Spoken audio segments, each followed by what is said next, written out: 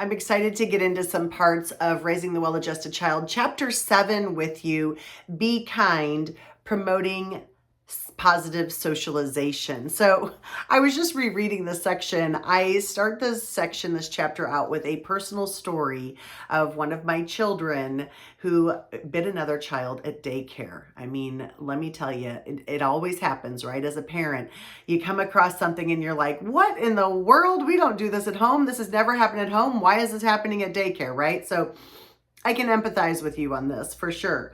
But one of the things that's important with that is that we have to early on bestow the expectations upon to our children of what we're expecting them to do socially and behaviorally when we are not with them any longer. So check out that first little story. It might bring a chuckle to you. The other girl was not hurt, so that was a good thing, and we learned from it and moved on. But bestowing expectations, it is important for your child to be immersed in social situations from a young age. This is where your child begins to learn how to get along with other kids. They'll begin to create bonds and friendships with children of their own age. Their world will begin to open up as they will encounter situations outside the safety of your home. Set up play dates for your child and make sure you know the parents of your child's playmates. Teach your child how to be a good friend by providing social opportunities for them. Do not always rush in to step in when there is a disagreement, unless your child is in a harmful situation, in which case you must immediately intervene. Rather, observe how the children resolve it.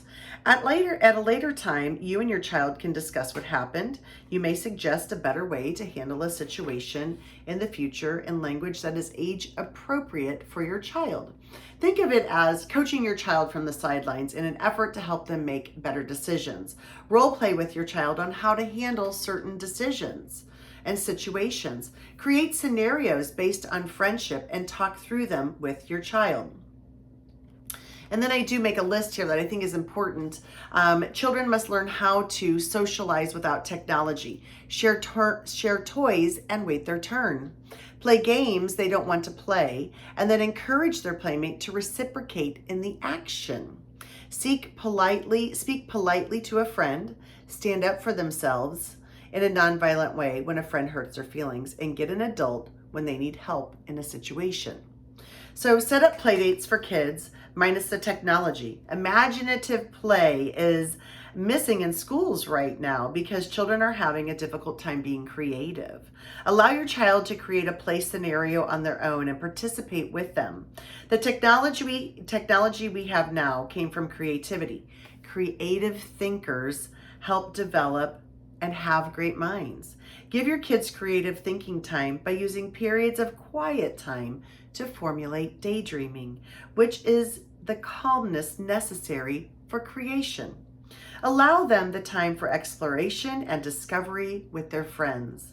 You do not have to structure the activities for your friend's playdate.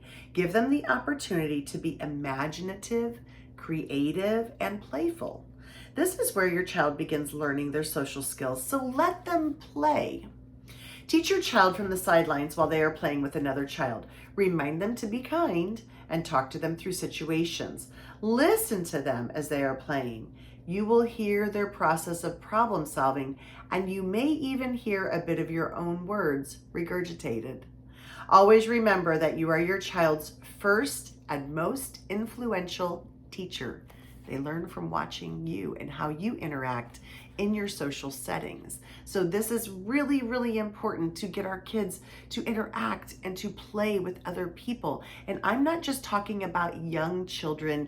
We do a lot of play dates with toddlers and things like that. But when we bring in those elementary age children, when we're bringing in middle school and high school, encourage them. They are still children to learn how to be together in social settings minus technology, how to communicate, how to play a game, things like that. So stay with us as we continue and dig more into Raising the Well-Adjusted Child, a parent's manual, and we talk about other chapters in this book. I'll come back to you with some more things on chapter 6. Stay tuned.